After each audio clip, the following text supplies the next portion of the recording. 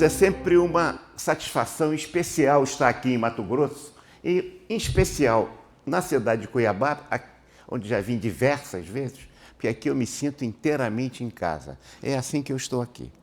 Eu não poderia deixar de agradecer a honra do convite ao presidente Hélio Tito, ao Luiz César, e ao falar e citar o nome dos dois, eu quero me dirigir a todo o plenário do Conselho Regional do Mato Grosso, né? Mas, em especial, também eu quero fazer um registro. O desafio que Norma Sueli me colocou em relação a esse tema. Portanto, a primeira apresentação é sempre muito especial, né? Ela me fez uma provocação intelectual, a evolução da administração, do reconhecimento legal, à era digital. Nunca tive a perspectiva de pensar sobre isso que ela me relacionou. Não há país subdesenvolvido, há país subadministrado. Peter Drucker. A nossa administrar é transformar o tecnicamente novo no economicamente produtivo. Portanto, criatividade é pensar o novo. Inovação, inovar, é transformar o novo em realidade. O papel do administrador, portanto, é transformar a criatividade em inovação, é transformar o pensamento, a ideia, a proposta em realidade concreta. Poderia até dizer que um dos bons indicadores de desenvolvimento dos países, das sociedades em geral, talvez mais do que a renda per capita, do índice de desenvolvimento humano, etc., talvez seja o grau, o foco, a importância que essa sociedade dá à questão da gestão das organizações públicas e privadas. Quanto mais se dedica e foca e dá importância à gestão das organizações, mais esses países costumam ser desenvolvidos e se destacarem em relação aos demais. E aqueles países que passaram a se dedicar fundamentalmente ao foco na gestão, arrancam espetacularmente em relação ao seu crescimento, desenvolvimento econômico e social. A nossa lei 4769 de 65 é o marco legal da profissionalização do administrador. Portanto, foi quando se regulamentou a profissão. Inicialmente foi uma proposta do deputado Guerreiro Ramos, técnico de administração, administrador conhecido, fez o mesmo concurso que Belmiro lá no DASP, né? Vamos falar já. E como deputado federal, ele teve a oportunidade de, vamos dizer assim, conscientizando todos os colegas a apresentar o projeto de lei em 1962. Eu estou tendo a oportunidade de mandar para vocês, deve estar chegando, se ainda não chegou, agora no Conselho do Mato Grosso, esse projeto e a tramitação toda desta lei que acabou não sendo, porque por vice-iniciativa, porque veio a Revolução de 64 e o Guerreiro Ramos foi um dos caçados do primeiro ato institucional número 1. Portanto, o projeto foi arquivo, se apresentou um novo projeto, um novo substitutivo, que veio a ser, então, aprovado e sancionado pelo presidente Castelo Branco, que, ao mesmo tempo em que sancionava a lei de regulamentação da nossa profissão, ele vetava a lei de sociólogo. Coincidentemente, né? Guerreiro Ramos também era sociólogo. Não foi por ele, mas foi porque o espírito da época não permitia que se regulamentasse também a profissão de sociólogo. O decreto regulamentador, esse decreto eu tive a oportunidade pessoalmente no primeiro ano, e aí Aristide pode me ajudar, né? E você foi meu calouro, né, Aristide? Né? Na Fundação Getúlio Vargas, eu tive a oportunidade, como primeira-ministra de administração, assistir aos debates que existiam no auditório do Ministério da Fazenda, exatamente para a regulamentação desse decreto, que seria levado também ao presidente da República. E vi inúmeros colegas, a discussão, os debates, a divergência que resultou na lei e que o decreto, em verdade, se a gente olhar bem, até avança um pouquinho em questões que não estavam consignadas na própria lei. Com isso, foi instituído o Conselho Federal de Administração, que tem o papel de formular políticas, as diretrizes, as grandes regras, as grandes normas. Portanto, tem um órgão formulador, enquanto que os regionais são os órgãos operacionais. Um dos equívocos que acontece no processo histórico da nossa profissão é que, e não estou dizendo deste presidente ou do anterior, ou como eu fui presidente, mas o processo histórico é que cada vez mais o Bolsonaro dizia mais Brasil e menos Brasília, né? Mas o que a gente vê na nossa profissão, cada vez mais Conselho Federal e menos conselhos regionais. Os conselhos federais, os diferentes, e isso não acontece, infelizmente, apenas na profissão, na nossa profissão, isso acontece em outras profissões. E que é um cuidado que chama a atenção dos colegas, que como reverter esse sentido, essa ordem, essa perspectiva, essa tendência que vai dando cada vez mais centralização e aos conselhos regionais se ficarem muito atentos para não se transformarem em mero departamentos. Isso acontece com CAL, isso acontece com outra, por exemplo, de arquitetura, que é uma profissão nova. Isso acontece com, não sei se a OAB aqui do Mato Grosso emite carteira ou se ainda é feita lá no Conselho Federal da OAB.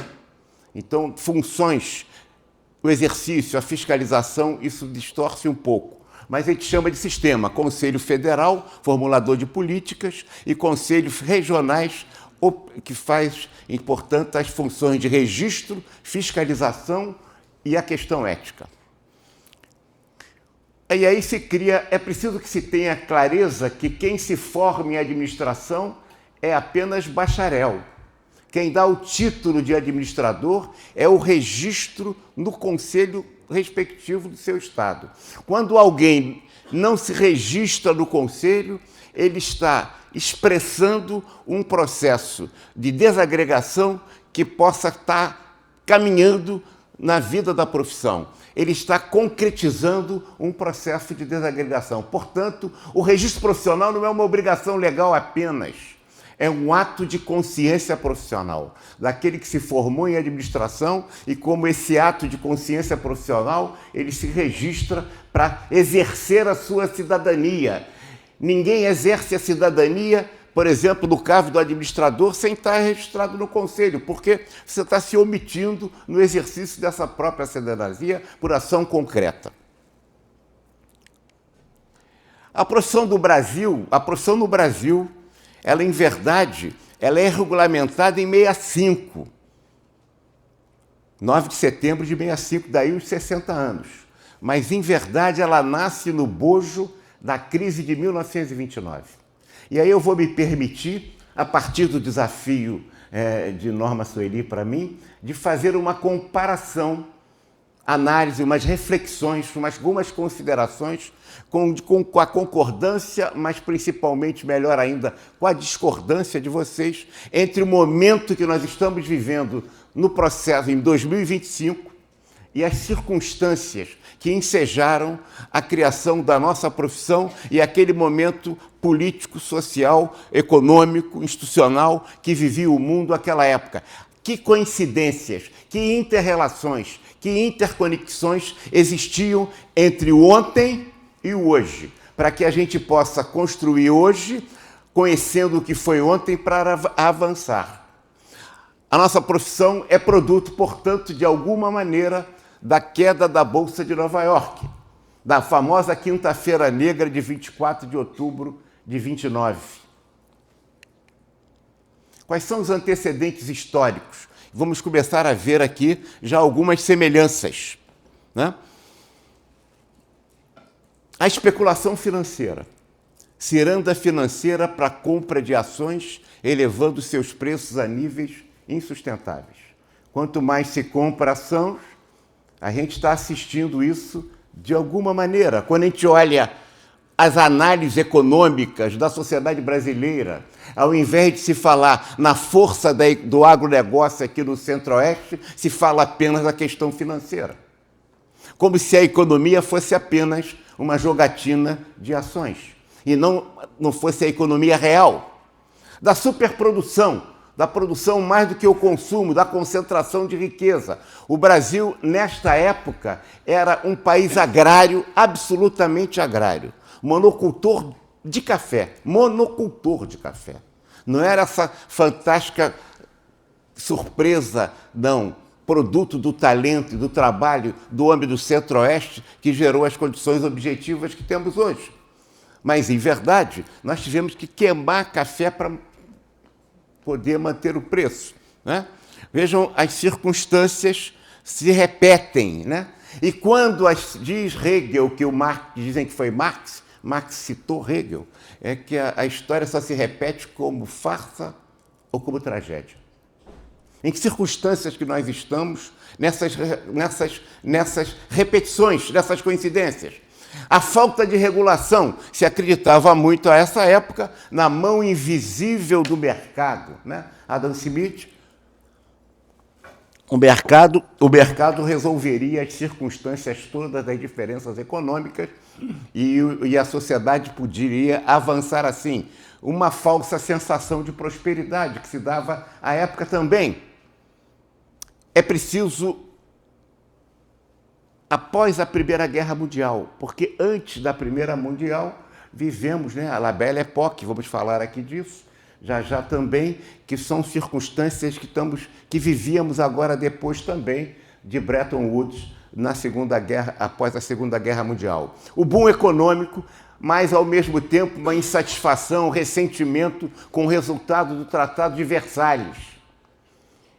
O Tratado de Versalhes que impôs sanções muito fortes àqueles que tinham perdido a Primeira Guerra Mundial. Muita pobreza, muita dificuldade, muita riqueza por outro lado. A gripe espanhola, a Covid.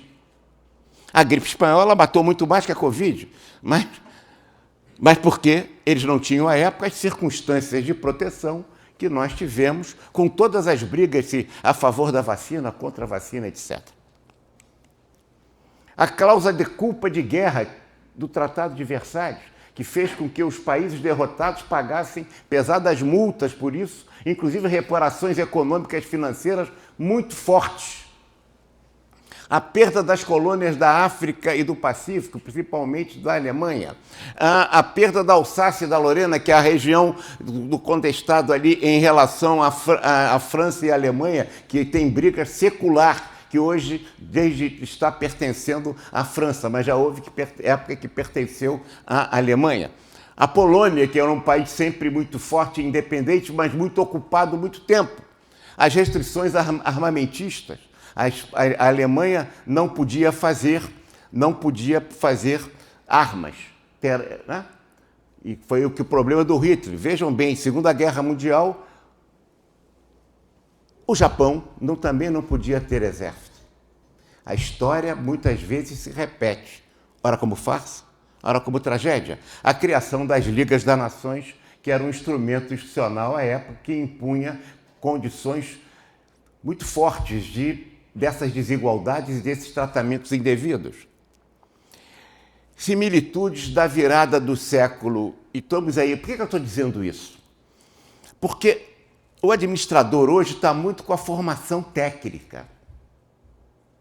E formação técnica, até que eu quero dizer, no domínio dos instrumentos e das tecnologias.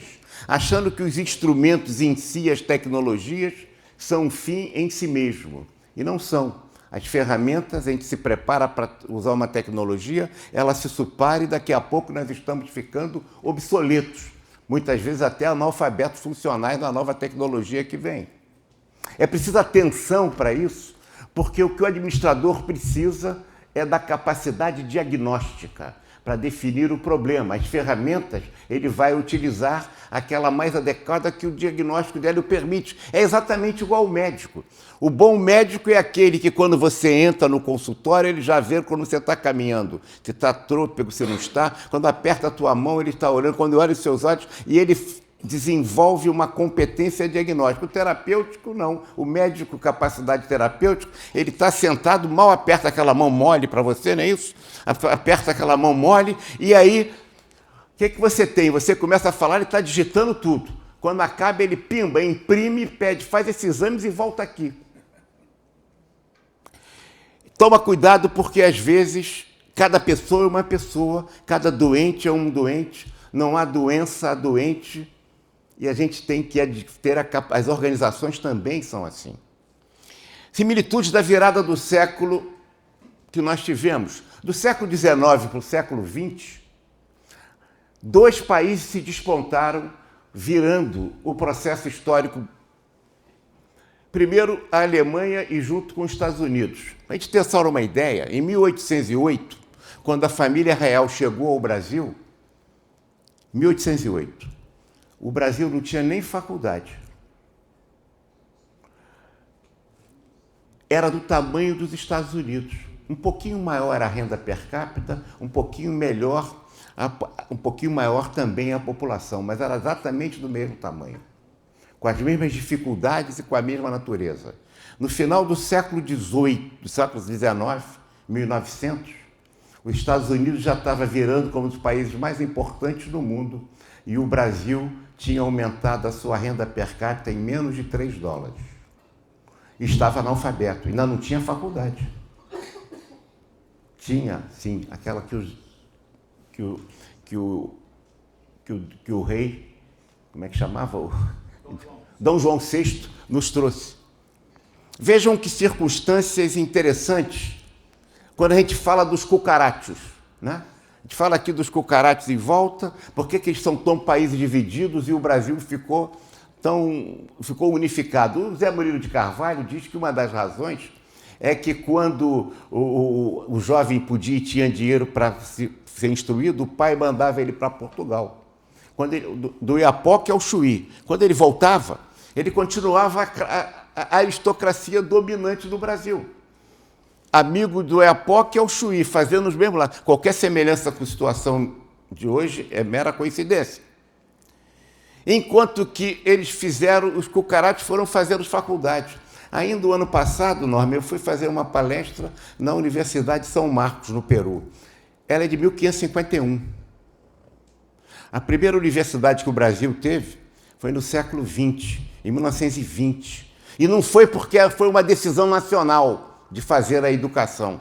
Foi porque a rainha Elizabeth da Bélgica, com o rei Leopoldo, seu marido, vinha aqui para fazer a belgo-mineira, né? E chegar aqui, mas tinha que dar um título de doutor honoris causa para o rei. E como é que fazia isso se não tinha universidade? Correram para fazer a Universidade do Brasil.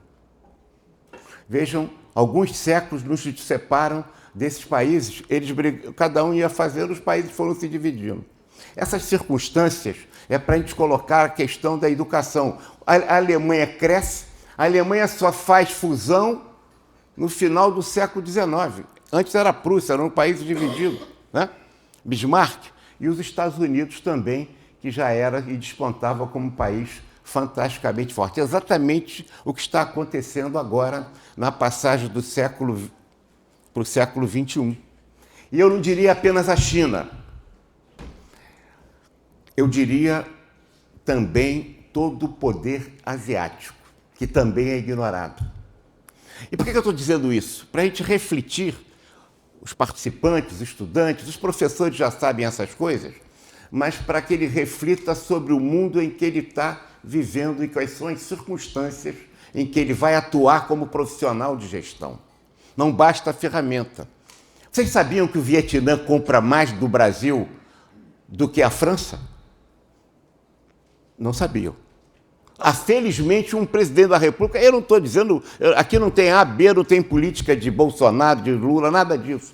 Mas pela primeira vez foram ao Vietnã. Só que o Vietnã é mais importante que a França nas relações comerciais brasileiras.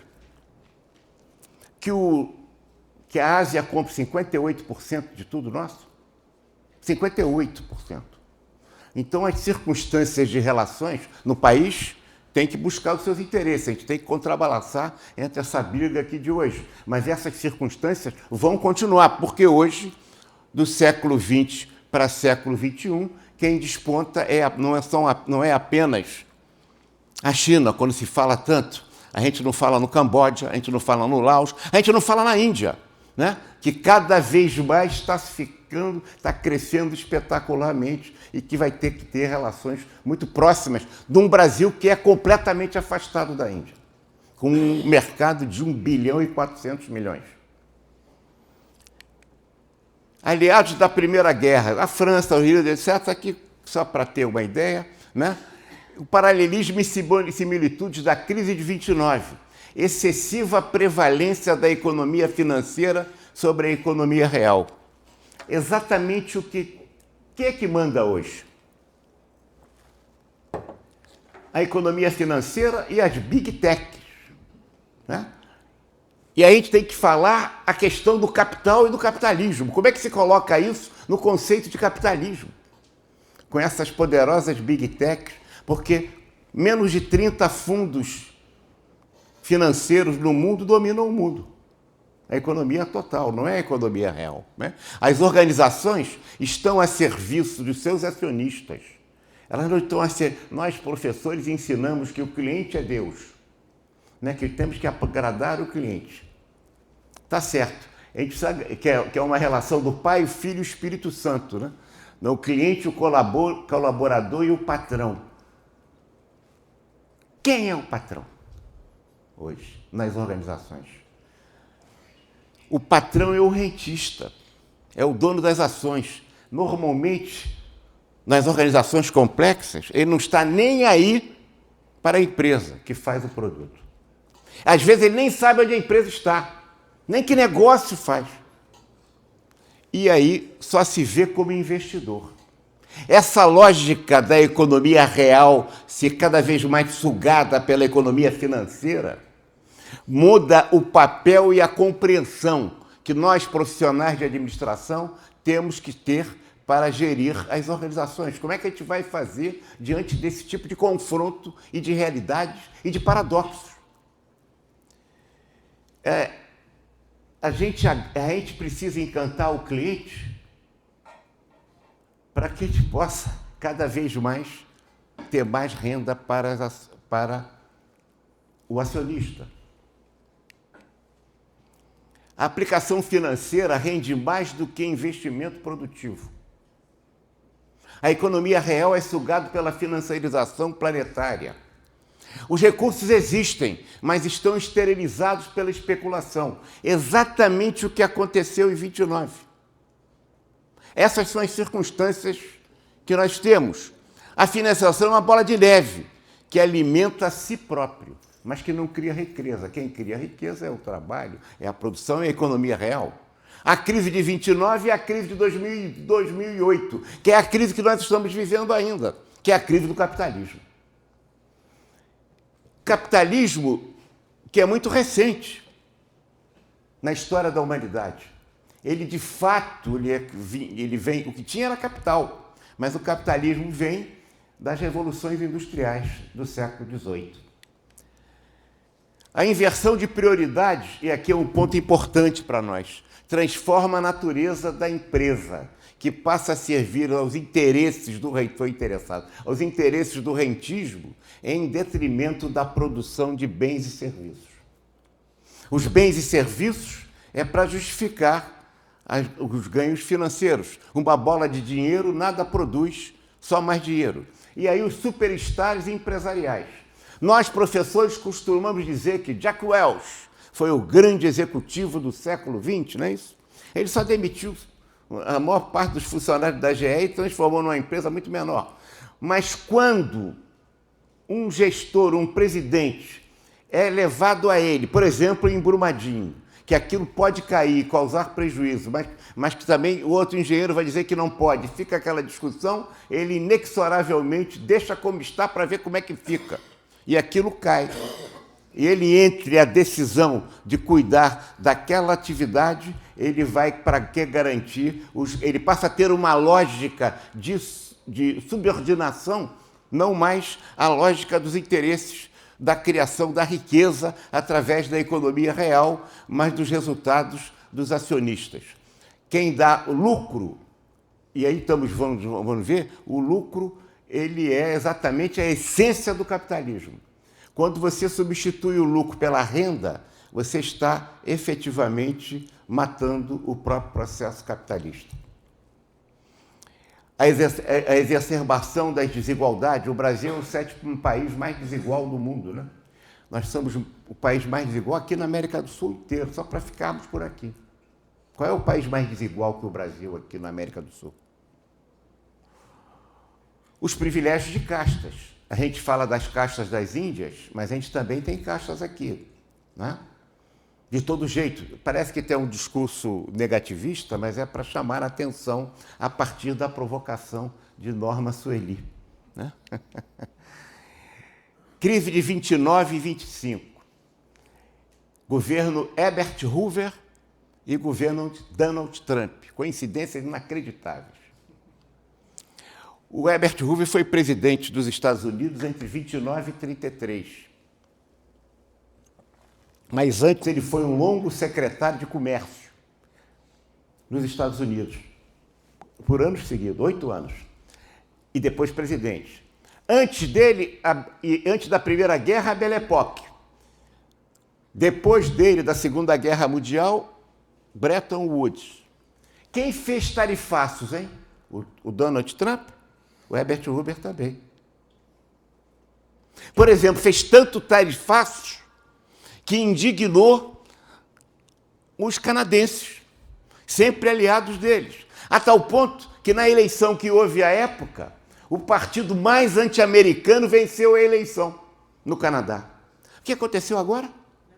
A mesma coisa. E vejam bem, os tarifaços, não só, mas as deportações e prisões de latinos imigrantes culpados pela crise. Esse era o discurso, exatamente pré-29. A visão, o nacionalismo. Isso é só nos Estados Unidos? Não, estou falando do mundo inteiro, porque isso gerou repercussões no mundo. Hoje nós estamos vivendo uma coisa interessante. O Bolsonaro diz assim, Brasil, como é que é? Acima de tudo. Não é isso? E o Lula vem, aí vem o Trump diz, Make America Great Again, não é isso? Acima de tudo, aí são os Estados Unidos. E agora o Lula diz assim, o Brasil é dos brasileiros. Se a gente olhar o que eles estão dizendo, é exatamente igual, tudo farinha do mesmo saco. Exatamente igual. Posições exacerbadamente nacionalistas e absolutamente contrárias ao interesse de uma sociedade globalizada e que se desenvolva. E a gente pensa que é só isso. Não é. A visão mercantilista nas relações internacionais. Hoje se pensa como se fosse, né, exatamente o dono de um imóvel que eu estou comprando e vendendo. Uma visão de mercantilistas, como se a sociedade mundial não fosse muito mais complexa. A mesma coisa acontecia nessa época de Herbert Hoover. Essas circunstâncias colocam a gente na perspectiva de ver o que aconteceu depois. O imperialismo americano, a mesma coisa de Groenlândias e etc., se repetiam à época. Não só com a Groenlândia, mas também com os países periféricos aqui do Caribe. E o antiglobalismo e o apoio ao nazismo. Talvez se surpreendam. Um dos livros mais importantes que li, efetivamente, foi o primeiro livro de administração que eu recebi, presente de meu pai, que é o patrono, né, o Belmiro Siqueira, que me honra muito, mas ele me deu um livro que o livro em inglês não é tão bom quanto em português, porque ele é traduzido pelo Monteiro Lobato, que é o livro do Ford, Henry Ford, que é um livro fantástico, né? Que ele bota, o Ford foi um grande, só que ele financiava a Hitler. Na mesma época. Vejam bem que coisa interessante, né? Mas naquela época, os Estados Unidos, pelo sistema político que tinham, que mudou, impediu esse tipo de candidatura. E ele tentou diversas vezes ser candidato a presidente e foi barrado pelo partido. O que hoje não acontece mais. Mas, ao mesmo tempo, vivíamos isso no Brasil? Vivíamos. Getúlio, Revolução de 30, estamos chegando aqui na nossa realidade, vocês estão pensando, esse cara está maluco, está falando de coisas que não tem nada a ver, mas só tem, olha bem, Getúlio exatamente tinha um grupo ligado ao Hitler e um grupo ligado aos Estados Unidos. Ficava o meu coração balança, ora para um lado, ora por outro. A mesma coisa nós tínhamos então disso aqui, que era a Grande Depressão de 29, gerou a maior crise econômica, política e social da história do capitalismo. Quais serão as repercussões da crise de 2025 de Donald Trump? Quem viver, verá. É só nele?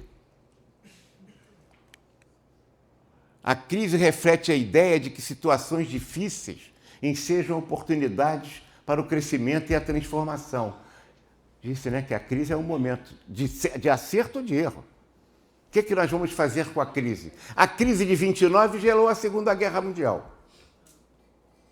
O que vai acontecer com a crise de 25? Governos totalitários em todo o mundo em 29. De direita ou de esquerda. Se você pegar uma ferradura, se você pegar a extrema-direita bem lá e pegar a extrema-esquerda bem para cá e for colocando ela no final do horizonte, elas vão se aproximando e ficam, quase que viram uma ferradura. Se você olhar bem, a extrema-direita e a extrema-esquerda acabam fazendo as mesmas coisas e falando exatamente as mesmas coisas. E é sob essas circunstâncias em que se dá a polarização no Brasil também, hoje, mas também naquela época. Talvez poucas pessoas saibam aqui que Dom Helder, uma das figuras mais icônicas do que o país já teve, e o mundo mesmo, era integralista nessa época. Portanto, vinculada a Hitler, a Mussolini. Ele mudou. Mas quero dizer que a sociedade ela é polarizada e os discursos ficam muito semelhantes, muito parecidos, né? Mas tem uma característica dominante em todos esses países, em todos esses estados totalitários que existiram na época. Todos eles tinham foco na aplicação dos princípios da administração científica. E são nessas circunstâncias que a nossa profissão surge no processo histórico. E vamos ver, todos, de direita ou de esquerda, a polarização política, partidos totalitários, governos totalitários, governos de extrema-direita, de extrema-esquerda, governos democráticos, autoritários. Vocês vejam, Herbert Hoover foi muito autoritário nos Estados Unidos, mesmo sendo uma democracia. E Franklin Delano Roosevelt, depois que resolveu o problema também era um governo autoritário, nas circunstâncias em que se tinha à época. Lenin dizia que, e Stalin seguiu a mesma linha, que o comunismo é o soviete mais eletrificação, para o Tito, que gosta muito de eletrificação e de energia. O que era o soviete? Os grupos de trabalho, a integração, a questão de administração. A literatura nossa trata pouco da contribuição que os grandes autores da administração, da administração científica inicialmente, e depois de recursos humanos com a pesquisa de Hawthorne, com Elton Mayo, etc., tiveram nesses regimes totalitários todos. Não se trata por exemplo, planejamento estratégico era coisa de comunista, que a gente falava até pouco tempo no Brasil. Veja bem, isso é muito engraçado. Isso era o princípio básico dos grandes autores, mesmo desses grandes autores da administração científica. Planos quinquenais, etc. Orçamento, então, né? Nem se pensar. Quer dizer, então, vejam, esse país de esquerda, extrema esquerda. Aí a gente vai para o nazismo e o fascismo, que tinha com relação a Ford e Hitler uma relação muito grande, uma aplicação muito grande. Não é à toa que ele fez o Volkswagen, não foi o Ford que fez o Volkswagen, claro, foi o Porsche. Mas por quê o carro do povo? Mas também a aplicação para o Hitler, para o Lenin era a estrada, para o Hitler foi rodovias. Até hoje as grandes rodovias feitas por Lenin, por Hitler, na Alemanha, estão sendo utilizadas. Ou são a base de grande parte das ferrovias que eles têm lá. Era questão de gestão.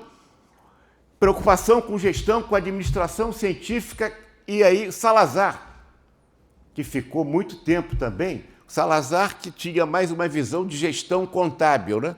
Que é muito parecida com o que o Brasil tem hoje, que o custo do controle é mais caro que o risco. O país não se desenvolve tanto quanto se devia, mas era um país rigorosamente com as contas em dias, né? Francisco Franco, Franklin Delano Roosevelt, com o Tennessee Valley Authority, que hoje no Brasil nós passamos a fazer exatamente igual com Sudene, Sudã, Sudeco, aqui, Sudesul, as grandes aplicações tecnológicas, não, de grandes frentes de trabalho. As estradas de Franklin Roosevelt, o século XIX foram as ferrovias. Com Franklin Delano Roosevelt foi a conquista do Oeste através das estradas, inclusive a Rota 66.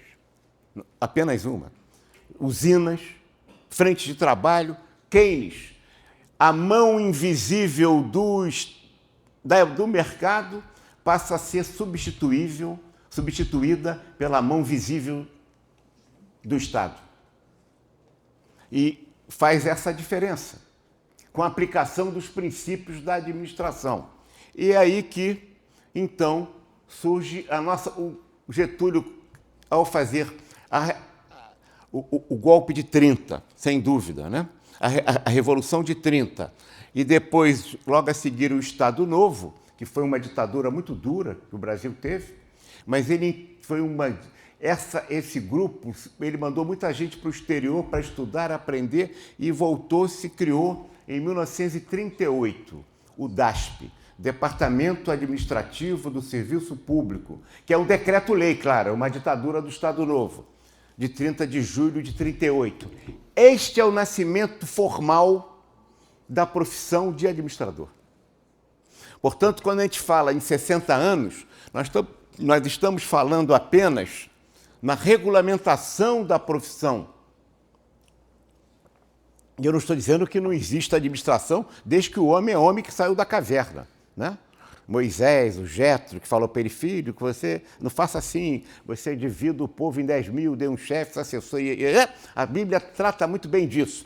Claro, melhor do que ninguém. Mas o DASP retrata exatamente isso. Departamento Administrativo do Serviço Público, que passa a ser, naquela época, o czar administrativo da administração pública. Estou falando num país, em 38, agrário, monocultor de café ainda, que não tinha sequer usina de Volta Redonda, tá certo?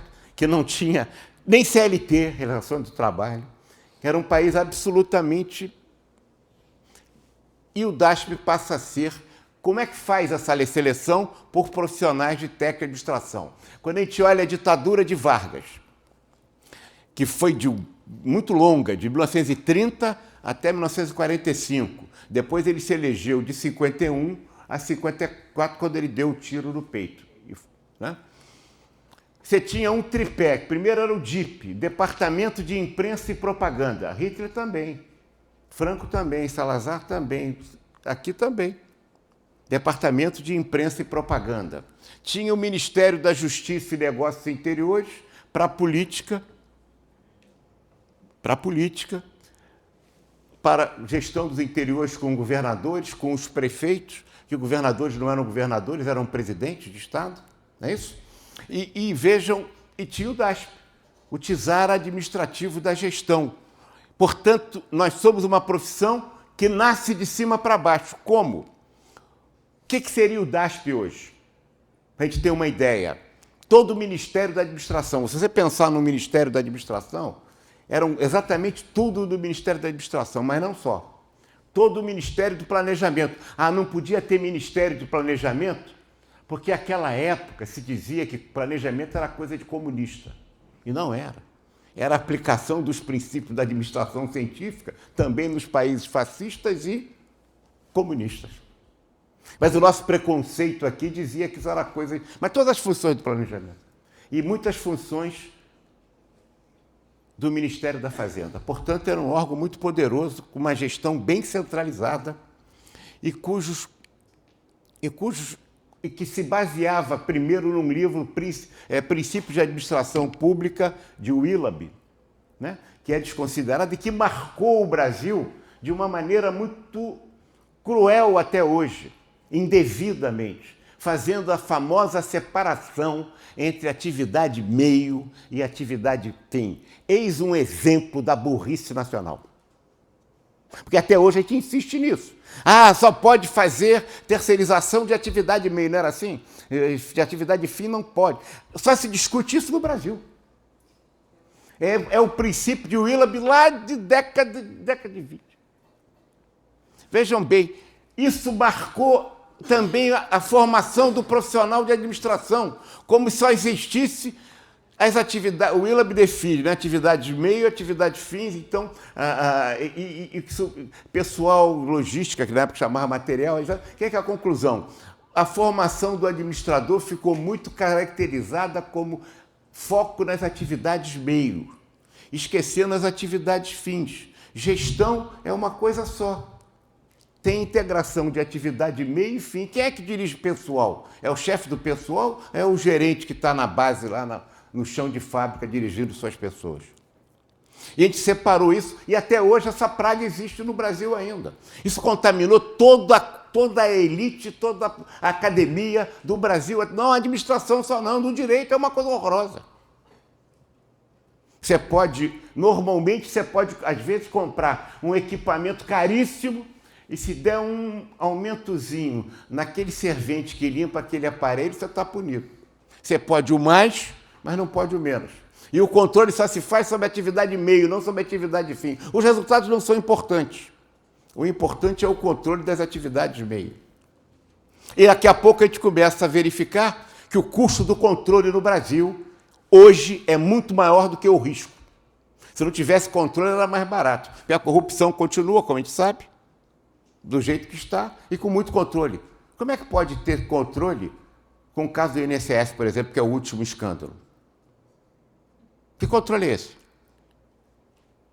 E a gente separa meio e fim, continua. Mas o Willoughby, isso gerou, então, um foco muito grande na época. Os daspianos, os técnicos de administração, que era o nome em que se dava a nossa profissão, ela não nasceu como administrador, mas como técnico de administração, era o maior salário da administração pública do Brasil. E olha, naquela época tinha poucos penduricalhos, mas já tinha, né? O presidente podia dar um cartório para o namorado da filha. É claro que ele podia arrumar um emprego de fiscal de renda, né, em outro lugar, mas ficava por aí. Aqueles penduricários da época eram realmente de uma ingenuidade comparáveis aos penduricários de hoje, que perpassam a administração pública de forma escandalosa. Só a administração pública ou também a administração privada? Porque as circunstâncias em que nós temos dos privilégios no nosso país indicam exatamente o contrário. Nós temos castas, né? Eu vou dizer uma coisa que hoje no Brasil, felizmente, e vocês aqui do Centro-Oeste são um exemplo disso, ao contrário, como mudou o Brasil.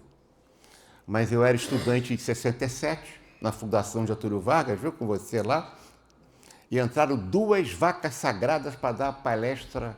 Vou fazer uma coisa aqui que nem sempre, que não pode ser simpático. 2 vacas sagradas, um da extrema esquerda e o outro da extrema direita. Um era Santiago Dantas,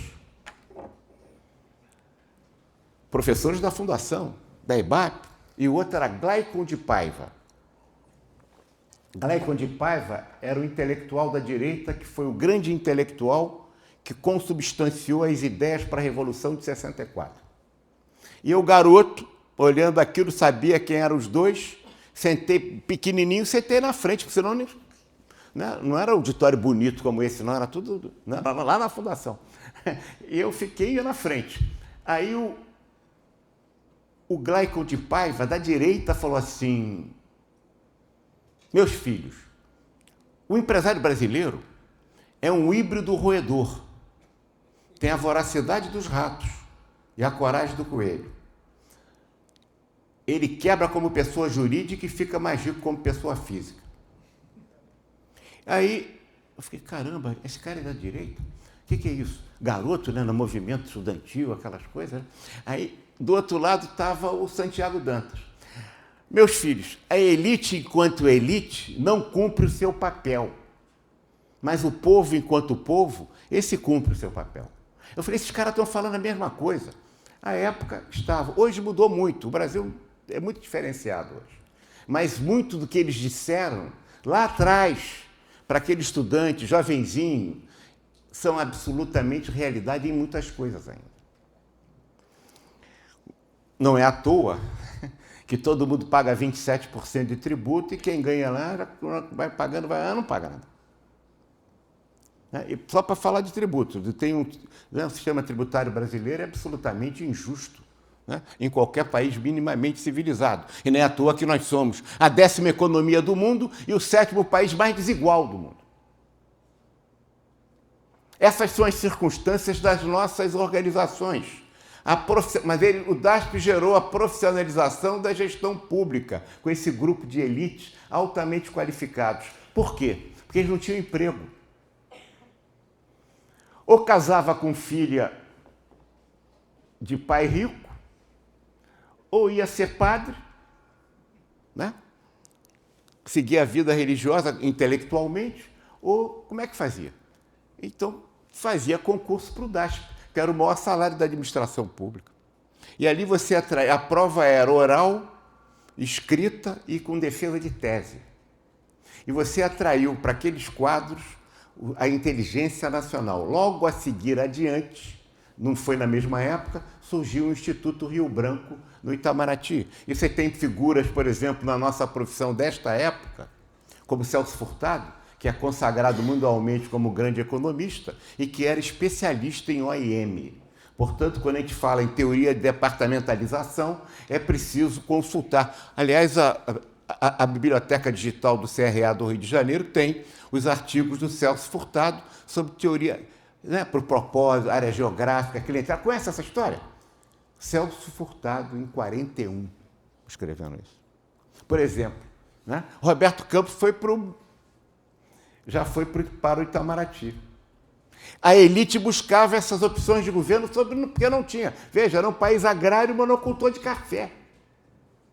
A CLT é de 43, né? E a Siderúrgica Nacional de 42, ou seja, é o inverso. Mas você profissionaliza a gestão e a iniciativa privada. Você tem o conceito de administração direta e administração indireta que começa a se aplicar. As autarquias, as grandes autarquias, que funcionavam junto com a administração direta. Hoje é tudo uma porcaria só. É uma confusão completa. As empresas públicas, as sociedades de economia mista. E para não ficar nesses detalhes, só para ilustrar, em qualquer país do mundo civilizado, só existe fundação privada de direito privado.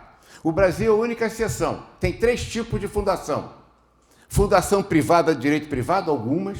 Fundação pública de direito público e fundação pública de direito privado. E fundação privada de direito público. É uma confusão danada. E a fundação virou o quê? Não tem nenhuma vantagem da autarquia e não tem nenhuma vantagem das fundações.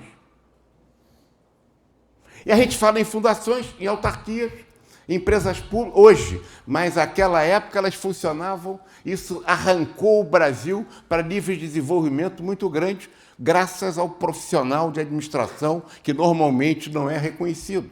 Nós tivemos como profissão um papel inacreditavelmente forte no desenvolvimento do país. O orçamento, por exemplo, primeiro orçamento brasileiro feito no DASP. Aliás, Eurico Siqueira foi um diretor de orçamento, irmão do papai, morreu muito cedinho. E o plano SALT, primeiro plano econômico no Brasil, feito no DASP. SALT quer dizer saúde, alimentação, transporte e energia. Veja a importância disso gerando através de uma elite de tech, como sempre teve a China, na área da administração pública, como sempre teve o Japão, como a Inglaterra teve. E nós passamos a ter uma elite de técnicos absolutamente competente que fez o país crescer, como vamos ver daqui a pouco adiante. Você tinha os cardeais da Previdência. Vocês sabiam? Produto de muitos colegas do DASP, como Hélio Beltrão, que todo mundo fala que era o cara da desburocratização, mas ele era um dos cardeais da Previdência, Walter Graciosa, etc. Tinha até atuário no sistema previdenciário brasileiro. Sempre teve. Sempre teve. O Rio Nogueira, por exemplo, foi um dos que criou quase todos os planos de previdência, de pensão das estatais brasileiras. Se você pensar em Petro, Refere, Eletros, todas essas foi criado pelo Rio Nogueira. Rio Nogueira, que foi exatamente que era atuário e era profissional de administração. O sistema de logística, o sistema de concurso, o Belmiro, por exemplo, fez 19 concursos, passou em primeiro lugar nos 19. Ele era concurseiro, e daqueles bons, porque passar em 19 concursos, né? Centralização de compra, se comprava compra centralizada naquela época. Tem que entender as circunstâncias da época. Os grandes projetos de desenvolvimento. E o final, é claro que um tripé da ditadura ganhou problemas políticos, porque os jovens questionavam mesmo, não só o governo, como também eles eram o tripé de uma ditadura do Estado Novo. Mas o último momento importante para a nossa profissão como técnico de administração foi o governo Juscelino, com os 5 anos em, gostemos ou não, estamos a favor ou não, mas 50 anos em 5 com os grupos executivos. Por exemplo, GEA, Grupo Executivo da Indústria Automobilística, Grupo Executivo da Indústria Naval, Grupo Executivo da Indústria... E aí a transferência da capital do Brasil, do Rio, Bela Cap, para Nova Cap. Você tinha sempre colegas profissionais técnicos de administração. Por exemplo, o da transferência da capital foi simplesmente o pai do prefeito César Maia, filhinho do Epitácio Maia, depois diretor da Klabin. Então você tinha um quadro de muito desenvolvimento em relação a isso. É claro que o GEAS foi em compreensão do Juscelino que a burocracia oficial tinha dificuldade. Então ele criou os grupos executivos. Hoje se cria grupo de executivo para fazer nada. Dizem que quando se cria um grupo é para fazer quer fazer um cavalo e transforma num camelo, né? A origem da profissão, portanto, ela nasce de cima para baixo. Isso é preciso que a gente compreenda. Ela tinha um papel de uma elite intelectual de grande responsabilidade que teve uma contribuição. Se estudar o estudo da Previdência Social com os cardeais da Previdência, a gente vai ver que a Previdência Social no Brasil não foi essa bichórdia que a gente tem hoje, que não tem nem atuário lá. Para que atuário? Depois veio a instituição da Fundação Getúlio Vargas. Quando estava acabando o Getúlio, né?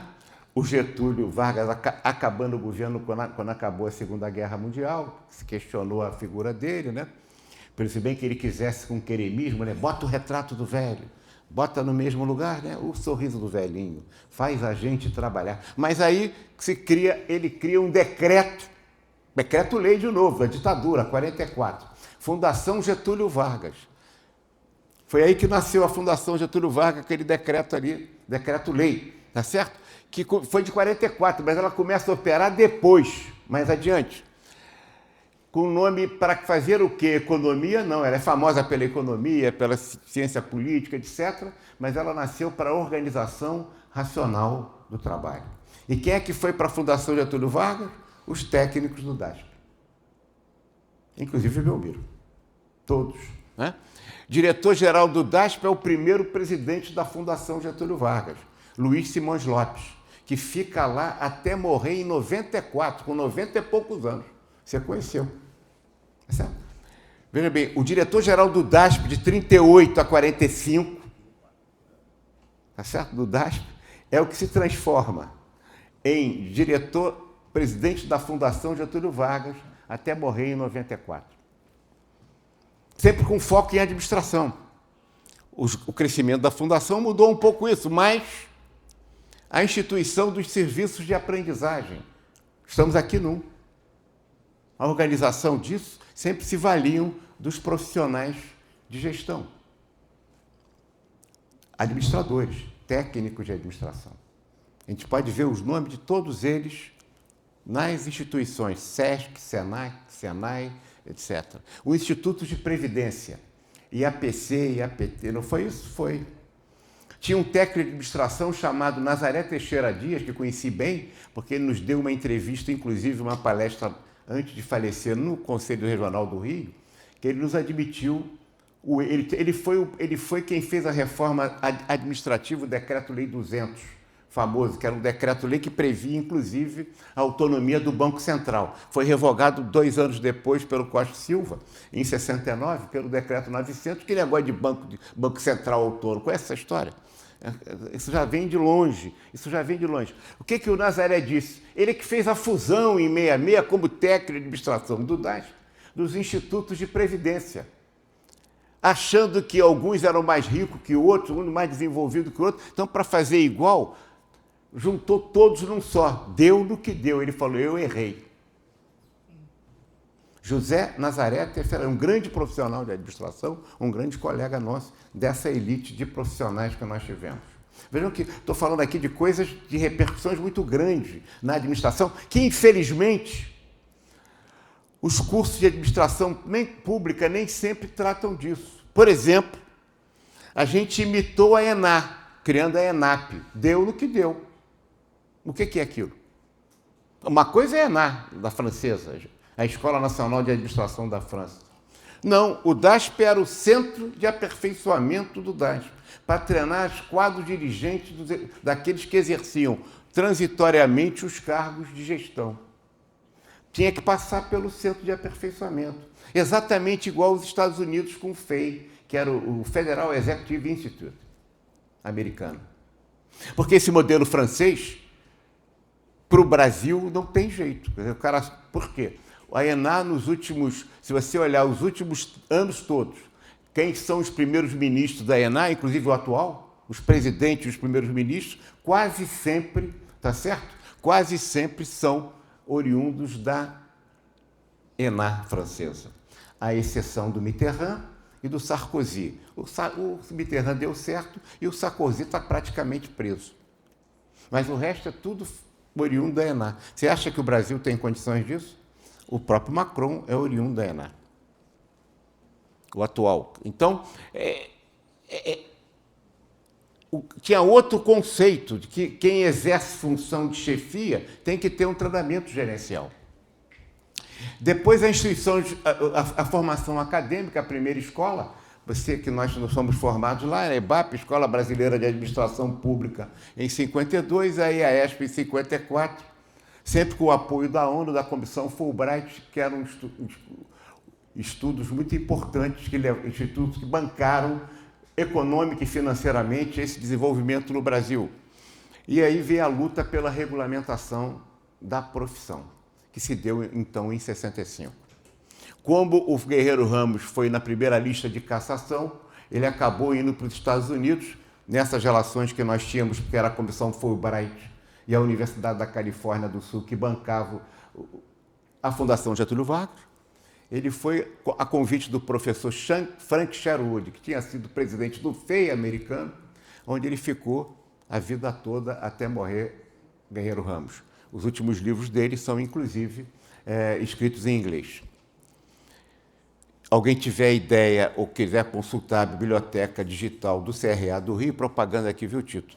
Vocês podem ver que também tem, inclusive, o último livro dele, que para mim é o melhor todo, que é A Nova Ciência das Organizações.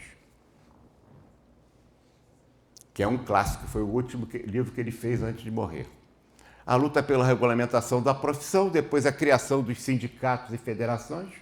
Tive o prazer de participar da primeira negociação sindical da nossa profissão, em 1977, com a Companhia Siderúrgica Nacional. E hoje, infelizmente, o movimento sindical está muito esvaziado, não só no Brasil, mas como no mundo também. A autorização dos sindicatos administradores para poderem participar dos acordos de dissídios, etc., que era proibido, porque nós éramos vistos como como sindicatos de profissionais liberais e não de empregados. Então, que é uma discussão que se faz hoje. A nossa profissão é de empregado, a nossa fiscalização se faz muito em cima de empregados. Mas é isso mesmo? Como é que faz isso? Como é que é essa fiscalização, esse exercício? A gente só discute questão de empregado em geral. Mas naquela época também se discutia isso. E nos excluíam de fazer negociação sindical. Depois, a mudança do título de técnico de administração foi uma luta importante. Tito certamente participou disso, que é a Lei 732 do governo Sarney, em 1985. E aí o milagre brasileiro, e nós tivemos, concluindo esse processo primeiro, que a gente precisa considerar. Eu estou falando em 1930 para ser simbólico, mas em verdade a partir de 38. Entre 30 até 1975, a crise do petróleo de 73, 74, estou pegando 75 como símbolo. O Brasil foi um dos países que mais cresceram no mundo. Nós viramos o milagre brasileiro junto com o milagre japonês. Independente de ditadura militar ou de ditadura do Vargas, de governo eleito de muitos partidos, 13 partidos à época, não 40, ou do partido do sim e do partido do sim senhor, ininterruptamente. O Brasil foi um dos países que mais cresceu, era o milagre brasileiro. Quem consultar a literatura da época vai ver isso. Cresceu, cresceu, cresceu, cresceu. A partir de 75, com a crise do petróleo, até 2025, nós crescemos que nem rabo de cavalo. As exceções são aqui no agronegócio. Mas o crescimento do Brasil, como média, é absolutamente como rabo de cavalo. É um crescimento pífio. E daí as taxas de desigualdade.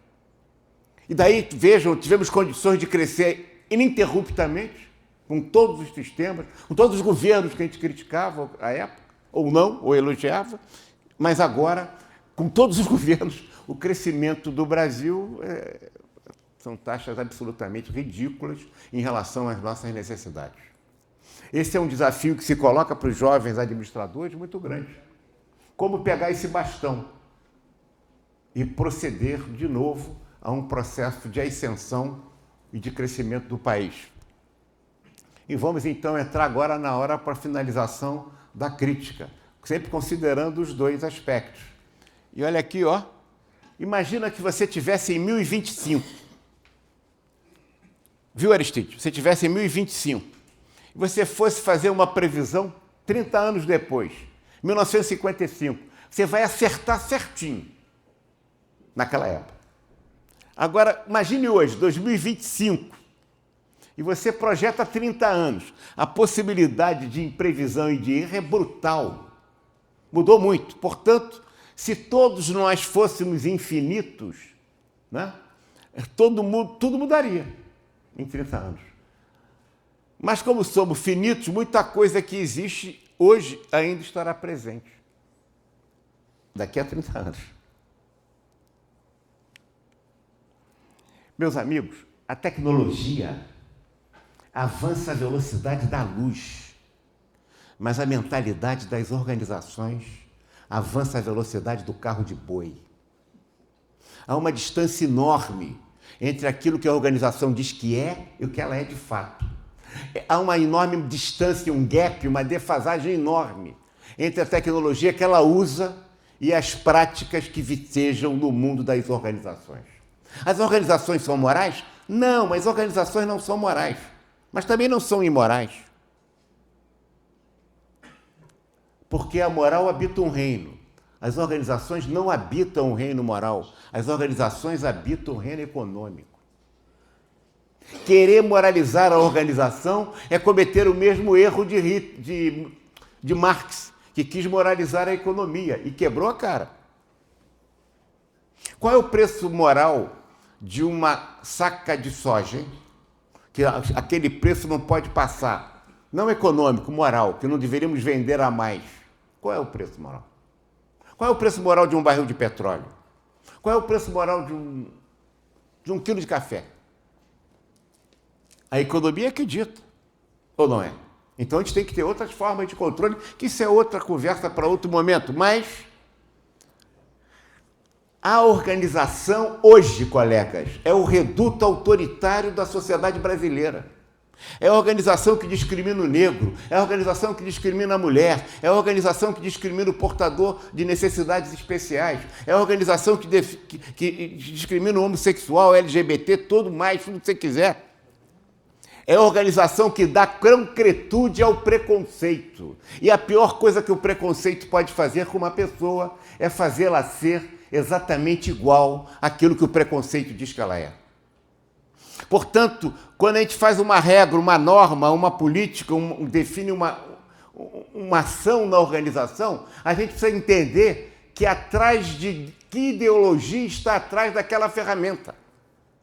Porque a ferramenta não é sempre neutra, ela está a serviço de ideologias. Que ideologia nós estamos consagrando na organização? E a inconsciência da defasagem faz muitas vezes para os jovens, achando que as organizações estão muito melhores do que era. Não, agora elas estão piores porque elas são mais longas, aumentou cada vez mais a distância entre a tecnologia que ela dispõe e essa ela acha que ela é a melhor do mundo e as práticas que vicejam no cotidiano delas. Então, a consciência, se a gente não tomar consciência desse gap, a gente vai cada vez mais fazer a distância entre o discurso de uma coisa e da outra. A dignidade humana é uma questão de permissão social. Que permissão social as nossas organizações estão dando nas relações de trabalho hoje? Porque a gente acha que tem uma tecnologia avançada, julgamos que estamos mais capacitados a praticar os princípios maiores da humanização, das organizações humanizadas, das relações melhores, e não estamos. O anacronismo das organizações fala do novo, mas pratica o velho. A sociedade brasileira é pródiga em dizer e o fazer, entre a palavra e os gestos, entre a teoria e a prática, entre os valores proclamados e os valores reais, para falar em Anísio Teixeira, mas não, tem que falar em autor americano. Então, teoria esposada e teoria de uso de Crisardes. E quando a gente fala em SWOT, a gente acha que está sendo novinho. A gente só esquece que isso é de Kurt Lewin em 1940, sem citar o autor. O tal do SWOT aí que eu não aguento. Quando começa a falar de SWOT, mas é ótimo instrumento, claro. Mas e aí? Faço o que eu digo, mas não faço o que eu faço, não é isso? Ah, sim, os professores podem corrigir as provas com inteligência artificial. Temos um grande professor aqui de inteligência, mas os alunos não podem praticar, desculpe aqui a questão, mas os alunos não podem usar a inteligência artificial, não. Me diga uma coisa dessa. Como é que é isso? Quer dizer, por que o professor pode e o aluno não pode? Por que a escola não tem que mudar e utilizar esse instrumento de inteligência artificial do celular, inclusive em especial, que é a prótese existencial do homem moderno? Não há hipótese de você viver sem essa porcaria desse celular. Virou uma prótese. Como é que você quer livrar o aluno da porcaria da prótese? Em nome do desenvolvimento da educação. E ainda acham que são moderninhos, né? Eles estão consolidando o anacronismo, o atraso. E a sociedade brasileira é retardatária no processo histórico. Não é à toa que universitários formados são analfabetos funcionais nesse país.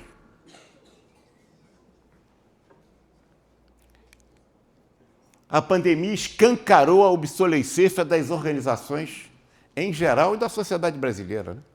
O ouro da biodiversidade, olha a nossa biodiversidade, a economia de carbono, né, que é realmente um outro mundo, né? A gente sabe hoje que não se trabalha mais apenas com a extração e o uso, mas a extração e o uso e o descarte.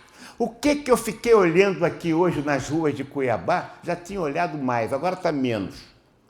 Uma porção de garrafa, de bebida, isso aqui tudo espalhado. Aí perguntei para um amigo, mas por quê? Por que tem tanta garrafa? Eles não fazem coleta seletiva não, hein?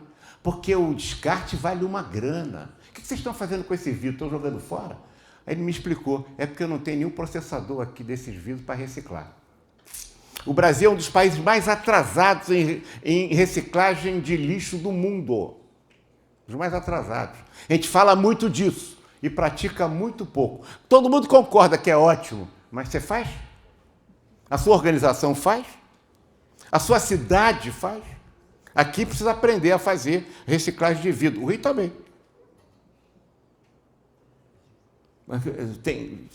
Eu estou maluco, não enquanto. Né? É isso mesmo. Então, a energia renovável. Né? O Brasil é um dos países que tem características absolutamente invulgares em relação à educação de alta qualidade. Aí, que é complicado. Não estamos criticando nada, porque, como eu disse aqui, não é à toa que o Peru teve um primeiro centro de nível superior em 1951, em 1551. 1551. E o Brasil apenas em 1920. E a gente acha que eles que são cucarachos. Nós não temos nenhum prêmio Nobel na América do Sul. Quase todos os países têm. Você sabia que o Brasil não tem prêmio Nobel? Você acha que é à toa isso? Alguns desses países têm 2, 3, 4. Bom, não vou falar dos Estados Unidos, que tem 80% dos prêmios Nobel do mundo, né? Dos prêmios Nobel do... Mas tudo bem. Daqui a pouco serão os chineses e os orientais. Pesquisa e servilismo científico e tecnológico. Mostrou bem isso, né? A gente... Graças ao agro, a gente conseguia fazer vacina para o gado, mas não conseguíamos mais fazer vacina como fazíamos antes para as pessoas da Covid. Não foi isso? Foi. Nós fomos o único país do BRICS que não fez vacina. Teve que importar. É a pesquisa, o servilismo científico e tecnológico. A gente vai no currículo Lattes, né? A gente vai ver que a maior parte das pesquisas ali são de ciências sociais. É importante, claro, mas caber das pesquisas efetivamente. A batalha da evolução, na quarta revolução industrial, está em curso, mas o Brasil está fora dele. Até a Covid, só 2% das empresas brasileiras tinham alguma coisa de economia 4.0. Agora melhorou um pouquinho, eu não tenho os dados de hoje. Não sei quanto melhorou, porque até pouco tempo nós estávamos discutindo se o 5G tinha que ser chinês, para comunista, ou finlandês ou americano, não era isso? E até hoje a gente não tem o 5G, e não tem mesmo. Basta de sair lá da sua terra, que é São José dos Campos, que ela é uma super... Isso aqui é uma ofensa, porque ela se sente muito mais cuiabana do que... É verdade, não é verdade? Mas basta sair de São José, da cidade de São Paulo, pegar qualquer estradazinha, já não tem sinal. Isso é um negócio do subsídio. Veja bem, a gente tem toda a onda aqui da Amazônia dependendo de um cara. Se o cara quiser cortar isso, um tal de Elon Musk, a gente fica às escuras.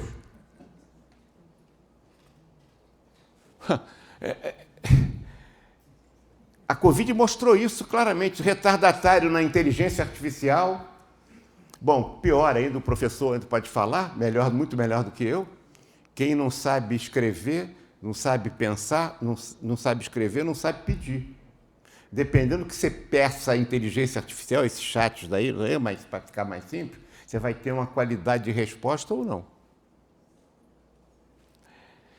A exportação e importação de cérebro. A gente exporta os melhores quadros e está importando gente porque não tem mão de obra qualificada.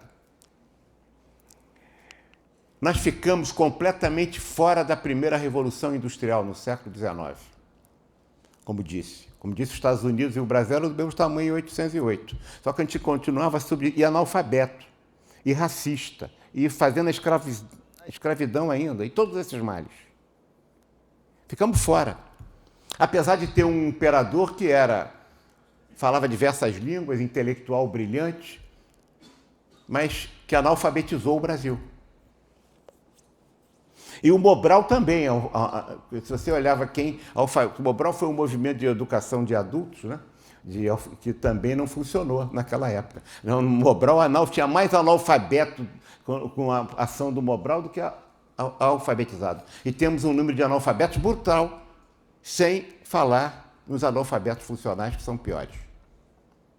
Porque sofrem, porque não conseguem nada, né? Nós ficamos fora da primeira revolução industrial. Colega, vocês, eu já estou velhinho, não vou pegar isso muito. Vocês não podem deixar que o Brasil fique de novo fora agora da quarta revolução industrial, porque nós estamos caminhando para isso. Descobrimos a IA, descobrimos o carbono depois da crise da Covid, né? Nós passamos a falar. Agora só se fala nisso, é uma coisa histérica, mas o que é que se faz com isso? Ah, sim, os alunos não podem usar inteligência artificial, só os professores.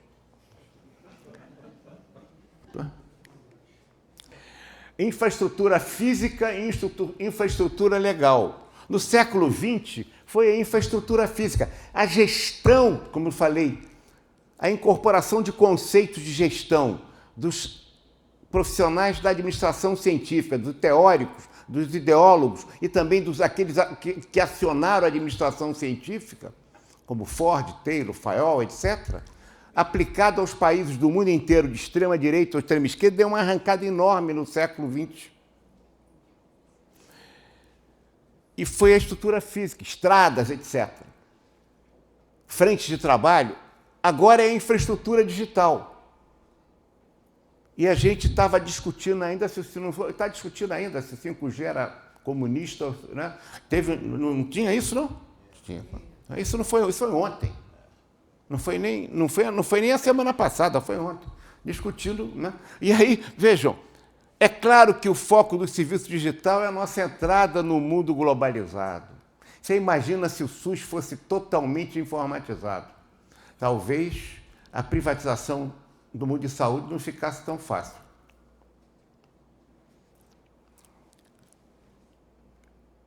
A gente precisa ter uma estratégia para informatizar o Brasil e, em função dessa informatização, fazer, tá certo?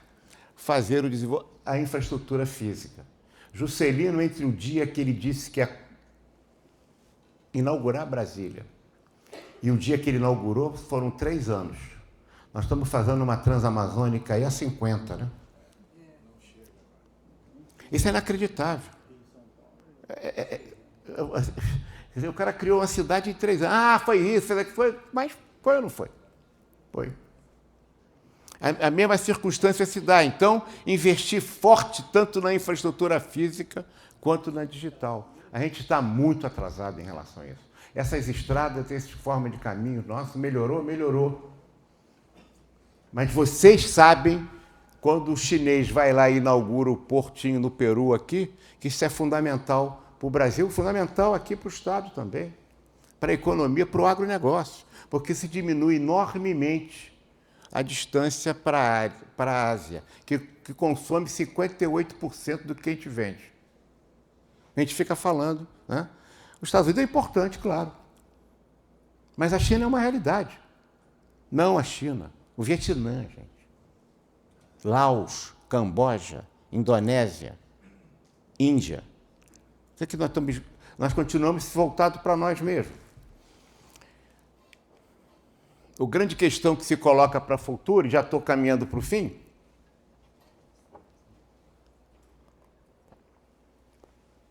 para nós profissionais de administração, é a predominância mundial. Quem vai prevalecer? A Inglaterra dizia no século XIX, XVIII, que ele era tão poderosa, que o sol nunca se abatia, né, onde estava o Império. Né? Na virada do século, estava pedindo dinheiro para os americanos. Ganharam a Primeira Guerra Mundial para dar o apoio americano quando eles colocaram as indústrias de avião dentro da França e ganharam a guerra. Na Segunda Guerra Mundial, de novo. E a Inglaterra hoje é um país que tem que pedir arrego porque errou com o Brexit e tem que voltar atrás. Os Estados Unidos ou a China, quem vencerá? Quem será o protagonista do século XXI? E eu vou te dizer, isso tudo começou com um tal de Kissinger, que resolveu ir lá na China, a China passando fome, eles comiam um bichinho, por isso que você come animal, eles não tinha, morriam de fome, milhões morrendo de fome. Ele foi lá e falou, essa China aqui com 1 bilhão de pessoas é um mercado legal para a gente. E deu uma de malandro inteligente, que é um dos maiores estadistas, aí, aliás, não era americano, né? Ele era europeu, austríaco. E ele chegou lá e conversou com o Mao Tse-tung, levou o Nixon em 71. E a coisa não andou, mas em 78, começa depois que morre o Mao Tse-tung e depois que morre, que assume o Deng Xiaoping, ele dizia o seguinte assim, faça o seguinte, bota a seta do carro para a direita, não, desculpe, bota a seta do carro para a esquerda e vira à direita. Não importa a cor do gato, o importante é que ele bata o rato. E começou a criar, lembra aquele negócio de Sudene? Começou pelo litoral ali e hoje é uma grande produção. E as pessoas pensam que ele só a produção, não. Porque o Canadá não se beneficiou dos Estados Unidos? O Vietnã, esses países também. Você acha que não? Quem será? O mundo ocidental hoje surpreso e receoso ao renascimento da civilização milenar chinesa de mais de 3.000 anos. Um dos acordos que eles fizeram, aqui um comentário à parte aqui, porque eu ouço muito, estou Antônio de Florianópolis, depois da Segunda Guerra Mundial, houve uma guerra entre Chiang Kai-shek, que representava o governo financiado pelos americanos, e Mao Tse-tung. Eles brigaram, Chiang Kai-shek era o governo. E ao brigarem, lutarem, o Mao Tse-tung ganha a guerra. E o Chiang Kai-shek, com as suas tropas e com o seu povo, para poder fugir, para não ser massacrado pelo Mao Tse-tung, vai para uma ilha chamada Formosa, que sempre foi chinesa, e é chinesa, e que teve um período ocupado pelo Japão. Com a Segunda Guerra do Japão, o Japão foi colocado para fora. Sabe o que é Formosa? Taiwan. É país Taiwan? É uma potência. Bancada por todos. Só com capital americano, europeu, ocidental, não. O chinês também. É um grande comprador deles lá. E aí essa briga de Taiwan, por exemplo, a gente vê isso, né? E é uma questão que se coloca como crise fundamental nesse momento atual, quando, por um país que pensa por séculos na frente, 50, 60, 100 anos, e outro que pensa na semana seguinte, para o futuro, a gente vai ver o que pode dar isso. E aí a China virou o socialismo de mercado. Quando me dizem que a China é um país comunista, eu fico maluco. Aquilo não é um país comunista, é uma ditadura econômica, mas é um país economicamente liberal, que eles chamam de socialismo de mercado. Isso deve fazer o Marx e o Lenin se tremerem no túmulo de raiva, tá certo? A teoria das organizações, nossa, foi concebida e operada por uma realidade dominante e exclusiva desde a primeira Revolução Industrial pelo viés ocidental. Nós estamos ensinando aos alunos teoria das organizações com os livros que só tratam desse viés ocidental. Só que o mundo está mudando e já mudou. E o viés oriental das organizações? O que a teoria das organizações tem a dizer sobre isso? O que a academia está pensando? Sim, os formuladores de esquerda estão perplexos, tiveram que mudar de discurso. Politicamente correto, essas coisas. Por quê?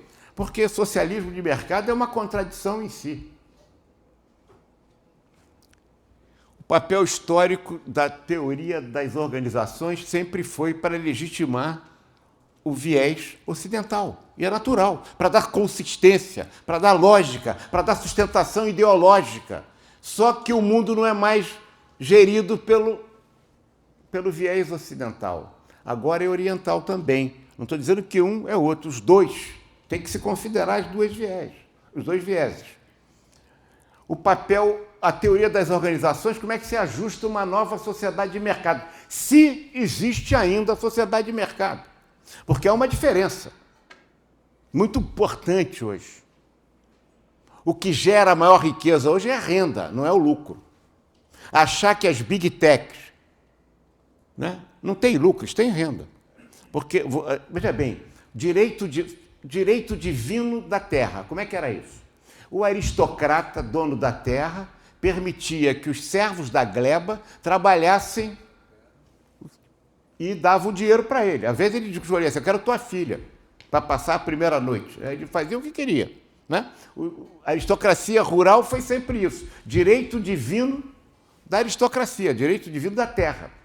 Hoje nós estamos vivendo o direito divino do capital, que é garantido pelo acesso que eu, você, que todos nós, e que a economia real tem, às big techs, para poder ter acesso. Elas têm lucro? Não, elas têm renda. Elas não fazem produzir nada.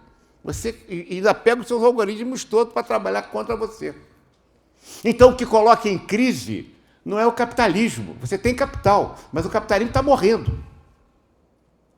Apesar de todos os conceitos equivocados que Marx formulou naquela época. Não está morrendo pela forma como ele fez. Porque hoje é capital que você tem. É a renda que gera. O que eles produzem? Você, para ter capitalismo, tem que ter, né? Para ter lucro, que precisa ter lucro para ter capitalismo. Você tem que ter a produção, tem que pagar os empregados, pagar os empréstimos, as máquinas, etc. E o que sobra é o lucro. Agora não, você entra lá, pagou. Não pagou? Pagou. E elas dominam, inclusive, o sistema político. Estamos vivendo exatamente isso. Portanto, o capitalismo está numa crise muito séria, a partir de 2008 e agora com essas circunstâncias. Vocês vão viver isso há alguns anos ainda. O futuro das organizações passa a ser operado também, não estou dizendo que a China vai dominar o mundo, nem acho, mas o mundo oriental está na cena total do poder mundial. E aí, tem que ter o viés oriental. Democracia ou autocracia? Aquilo é uma ditadura, com preconceito, com os povos iugures, com o problema do Tibete. Eles têm problema de ditadura do partido único. A diferença é que a Índia é uma democracia, hora de direita, hora de esquerda, que está crescendo também. É o mundo oriental. Essa realidade os brasileiros precisam acordar para isso. A diferença entre a China ditatorial, a Índia democrática e o Brasil tupiniquim. A Índia é uma sociedade aberta com mente fechada. Agora é que está se abrindo a economia mundial. Já a China é uma sociedade fechada com mente aberta. Por quê? Porque eles são... A gente fala das tarifas do Trump, né? A gente só olhar as tarifas do Brasil, né? A média dos americanos, a tarifa era 2,5, 2. Se passar para 10, está chegando a nossa. A nossa, às vezes, é muito maior. E a gente nem se dá conta disso. Né? A gente fica achando, esse Trump, mas a gente tá pior que ele, há muitos anos. Né? É uma economia fechada. A China é uma economia mais aberta do que o brasileira, apesar de dizer que ela é comunista, que não é. Ela foi. É uma ditadura do Estado. O Brasil é uma economia fechada, com mente mais do que fechada, obsoleta. A gente tem o obscurantismo e o paroquialismo. A marca do nosso mundo corporativo é forjado pelos monopólios, cartéis, subsídios e privilégios fiscais. Não apenas no serviço público, mas na gestão privada das organizações em geral, no Brasil como um todo. Eu não estou me referindo especificamente aqui ao agronegócio, mas estou me referindo ao Brasil como um todo. Nessa provocação que me fez Norma Sueli. E para encerrar, eu não posso deixar de trazer, para mim, o maior escritor da língua portuguesa, Fernando Pessoa, né? Que diz que navegar é preciso, viver não é preciso, diz Fernando Pessoa. Bom, muita gente pensa que isso é do Gilberto Gil, por causa da música fantástica, né? Esses compositores brasileiros são fantásticos, especialmente ele, o Chico, o Caetano, eles são muito cultos Eles fazem muitas músicas citando esses grandes autores e a gente nem se dá conta disso. Mas aí eu vou dizer, ó, navegar é preciso, viver não é preciso. Mas eu digo, administrar não é preciso. E aí é que complicou. Vejam bem, exato, professor. É exatamente isso. Nós, estudantes de administração, achamos que administrar é preciso, então está sempre buscando uma ferramenta, a tecnologia. A tecnologia está bem, ela está lá. Só que as organizações não são tão simples assim. A gente não está no mundo olhando os bichinhos. As organizações têm pessoas se relacionando com pessoas, com culturas, com questões diferentes. E uma solução, não adianta você achar que os livrinhos de autoajuda, inclusive muitos deles aí que ensinam como ciência, como é que é ser líder, a gente esquece que o processo de liderança tem líder, tem liderado, tem situação, tem que considerar os três, cada um tem sua influência. Né? Como é que você vai ser como fazer amigos e influenciar pessoas? Pode ler todos os livros do que você quiser, do cara da Apple, né? Como é que ele chamava? Steve Jobs. Vamos falar do Steve Jobs, se você quiser. Se você fizer tudo o que o Steve Jobs fez, você não vai fazer uma Apple. Mas você pode ter uma referência, uma coisa aí da biografia dele, sem dúvida. Mas o livro de autoajuda também. A gente lê todo o livro, você pega uma frase, uma ideia também. Mas achar que os 7 hábitos dos monges executivos vão ser o conceito de teoria das organizações, a gente está desconsiderando simplesmente o enorme papel que as ciências sociais aplicadas têm no mundo das organizações. E que precisa de lógica, que precisa de matemática, que precisa de estatística, que precisa dos métodos quantitativos, mas que precisa também saber pensar a nossa realidade. A inteligência artificial vai exacerbar essa necessidade e essa dificuldade que temos. Você muda um instrumento, muda a ferramenta, você está morto. Por que eu digo que não é preciso? É que a bússola é precisa, mas administrar vai depender dos liderados, da situação, das circunstâncias. Portanto, vai depender da capacidade diagnóstica, como iniciei aqui falando dos médicos. O bom médico é aquele que tem uma capacidade diagnóstica para entender aquele indivíduo, aquele doente, porque não há doença, há doente. Aquela doença que se repete em muitos doentes, tem que ver que aquele doente pode ser diferente. E é. A Covid mostrou isso. É verdade, se a gente for ler uma bula de Novalgina, a gente não toma nenhuma Novalgina.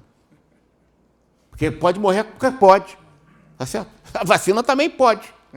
Um país que já foi campeão, no regime militar, inclusive, de vacinação, hoje tem níveis pífios de vacinação, o que é um equívoco enorme.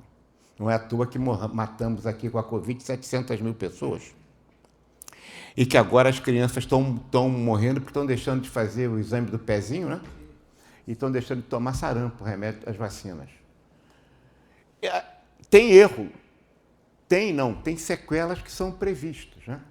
Mas ninguém esquece de tomar o Monjaro, né? O Ezompic e o Wegovy, né? Para poder emagrecer. Que foi uma doença que surgiu para tratar da diabetes. Então, a administração não é exata.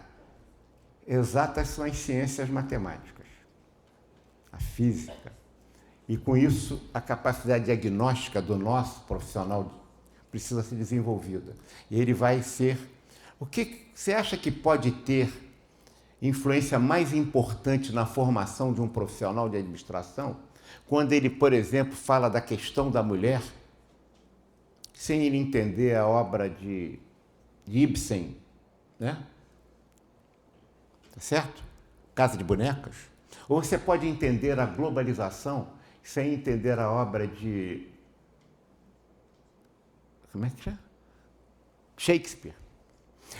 Então você tem a cultura, ela é fundamental para nós profissionais de administração. Nós trabalhamos no mundo de ciências sociais e temos que incorporar esse ambiente. Para isso, desenvolver a nossa capacidade de aplicar melhor as ferramentas. Porque senão a gente vai virar com essas ferramentas exatamente aquilo que Carlitos criticou no filme Tempos Modernos, quem não viu ainda deve ver, que o camarada ficava apertando o parafuso o tempo todo, né? Apareceu uma moça com aquele botão e foi querer... A alienação que o uso da ferramenta faz vai nos repetir Tempos Modernos.